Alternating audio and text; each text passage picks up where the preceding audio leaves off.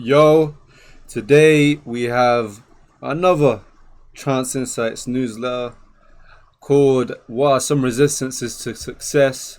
Examples of Resistance. Now, I read this on the 8th of December 2023, and honestly, one of the best things about this is the fact that I'm looking back at it from months in advance. So I'm looking back at this from March, looking back at what I read in December 8th. So it's been almost like 4 months now. So it's one of the most one of the best parts about it, honestly.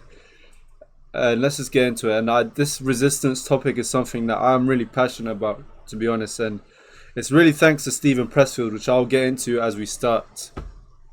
Many people face difficulties on their journey to personal success.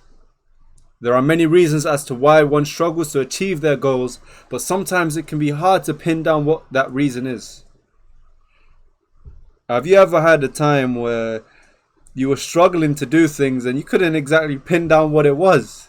You didn't know if you was being lazy, if circumstance prevented you, was it in your control, out of your control, both, neither?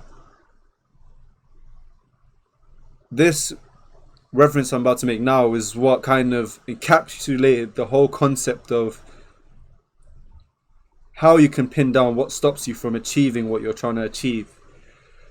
Resistance is a term I picked up from a great book called The War of Art by Stephen Pressfield. And if you haven't watched it, I've done a book insight on The War of Art by Stephen Pressfield and his other book, Turning Pro.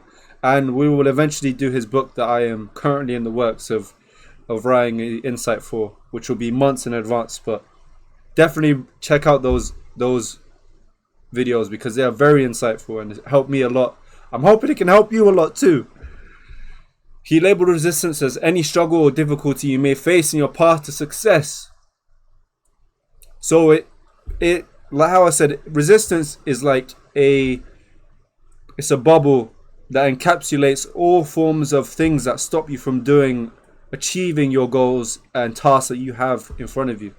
Whether it's your short-term goal of cleaning your room, your monthly goal of reaching a certain figure, or your long-term goal of traveling or inspiring others or reading, resistance encapsulates all forms, and I'll list them as we go along with this newsletter.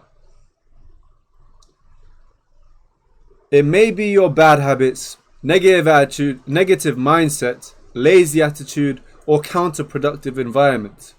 This is labeled as resistance, and it is easier to keep track of all these problems as that arise since they come under one heading, resistance. So once they come under that one heading, resistance, it helps you prevent yourself from thinking all your problems are put into a massive green land. You're thinking, I can't pin down anything. But once you have that one word, resistance, it becomes that heading for all of your problems, and it becomes a neat way to organize your solutions, really.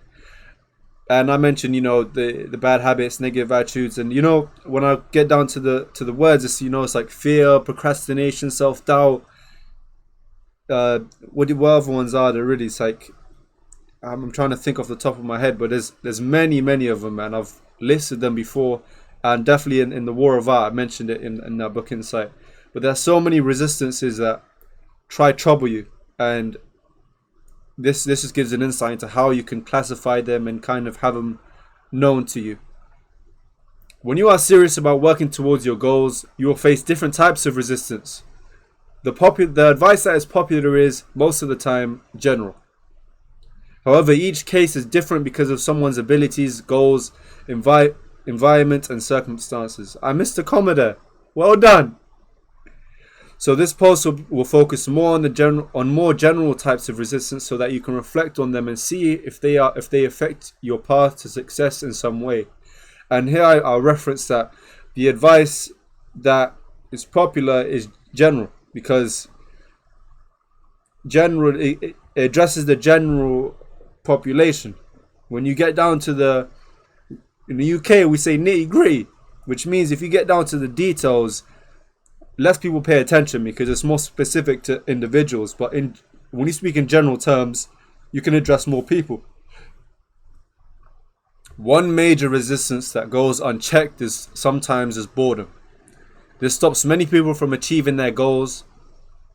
Humans crave novelty, like James Clear mentioned in his book Atomic Habits. We want something new, unusual, and original. This was something so inspiring when I read in his book. Like, shout out to James Clear, because in Atomic Habits, when he mentioned about novelty and how much of a threat to success boredom is, it really helped me understand an aspect of struggling and resistance that I really wasn't aware of at the time when I read that book. And it just goes to show that you should always have your ears open, and they say, listen twice and talk once, meaning just listen to understand. And like in Stephen Covey mentioned, part of the one of the 7 habits of highly effective people is to listen to understand, seek to understand first, then be understood. And this whole matter of boredom and novelty is a very effective piece of information once you know how to use it in the right way for you. Moving on. This can have a negative effect on our work towards our goals in the long term. We may become bored of our routine and stop ourselves while we are still on the verge to accomplishing something great. The counter for boredom is self-discipline. We must condition ourselves to turn down the noise that makes us want to jump onto the next thing when we have our focus set on our goals. And it's very, again, easier said than done, but it needs to be done. Self-discipline is the counter. You have to strive through that boredom, because that boredom is there to stay as long as you follow its command. As long as you switch when it wants you to switch, it will stay there forever. And it'll keep making you bored of the thing in front of you. Very, very important. And while we're here, just check out Atomic Habits. It's a great book. I'm going to do a book insight on it soon. And unfortunately, when it comes out, I don't know when, probably in the coming months, but it's a very good book. Definitely read it. Another major resistance is procrastination, the classic one. Everyone hates it, but everyone knows it. This is putting something to the side until we feel like it is the right time to do it. The right time. Unfortunately, you leave it until tomorrow, and then that carries over until you realize you spent a few months or years holding yourself back from achieving personal success. One of the things that I came up with a few weeks ago was the Mr. Tomorrow syndrome. What this means is that you would delay things until tomorrow, but tomorrow is not literally tomorrow. Tomorrow is an imaginary place that you set up for yourself, where you will somehow be this perfect person, ready to tackle your goals, ready to be this man or woman you've always wanted to be and you've envisioned yourself. But that tomorrow never comes, and you become the person that says, I'll do it tomorrow. So in this instance, you are Mr. or Mrs. Tomorrow. And if you're a couple, you're Mr. and Mrs. Tomorrow, yes. The goal that I had made for myself was to repeat a statement which I would like you to share. If you want to take it, use it, you can too. It helped me a lot. It was, the current me is the best me. And I'll repeat that 3 times. Every day or every other day. And the whole point is, when you say the current me is the best me, it prevents you from being Mr. Tomorrow, of thinking that there will be a best version of yourself tomorrow that will do the things you need to do today. It is important to remember that there are times to wait for opportunities and there are times to take action. Opportunities don't last forever. Opportunities come and go constantly. And unfortunately, some opportunities, they come and they don't come back to you. They go to the next person. So you need to have that in mind and take some action. Don't allow procrastination, boredom, fear, self-doubt to hold you back, because it will leave you with regret, knowing that you could have done the right thing for yourself, knowing what you need to do, but instead you fell short. And it is important to do what's best for you, even if it takes that extra bit of push and self-discipline. Procrastinating is a great way to do the former, which is to rest, relax, let things pass. But the worst way to do the latter. Do not be a perfectionist and wait for the perfect way to do something or to be the perfect person to do it. There is no perfect in this scenario. There's just now or not now. Perfect just is just a word. It's just a word. It's not real.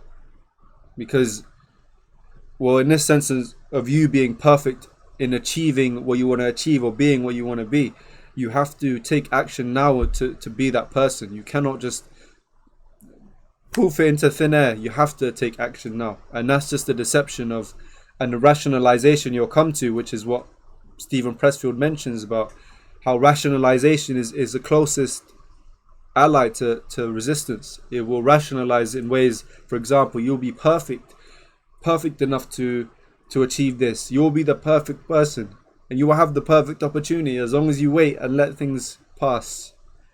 Most of the time, great people do great things and build a great character in doing so over time to become a great person, not the other way around. So they don't do great things and be great people just by doing nothing. They become great people and do great things by taking action and, living with the intent to do better, no matter where they start from or no matter how difficult the journey may be. Since I am short on time, which it has felt like I've been short on time for the past 5 months of my life. Honestly, the last example of a major resistance is a low self-esteem.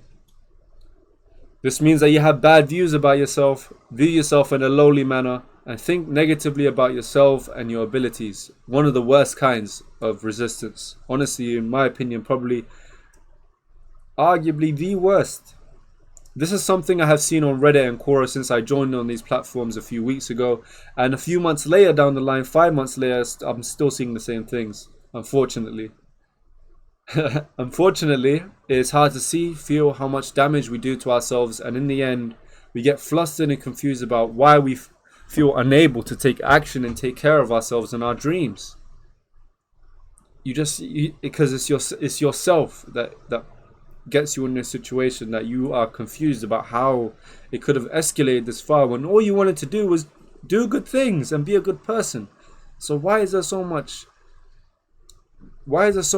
distraction in my mind pulling me in the wrong direction? That is where the confusion comes from, and that's where knowledge will help you in this matter. It is sad to see today, and that is why I will continue to do my best to help others see the value in themselves and give them pointers on how to take actions towards their goals, whether purpose searching or success. And I'll add a caveat to that I can only help these people as much as these people want to help themselves. And people can only help me as much as I can help myself. And that is where the line is drawn. So the accountability is on you to take action. And I feel like the accountability is on me to share what I can. The best counter to negative thoughts and low self-esteem is using positive affirmations along with actions towards your goals. Come on, we got one. Positive affirmations. We had to get one in. We had to get a shout out for positive affirmations. This is a 2-step method to build your self-confidence up in yourself and your abilities. Tackling these things slowly is a better approach, so you can observe your thought patterns along the way to reduce the low periods you have in the future. Thank you for reading this newsletter post. I don't know who is reading or if anyone is, but eventually someone will. And when you do, just look at this as someone trying his best to help with what he knows. I don't claim to be a professional, But I am someone who is passionate about helping others, so I cannot turn down an opportunity to share what I have and contribute to the betterment of society. Take care.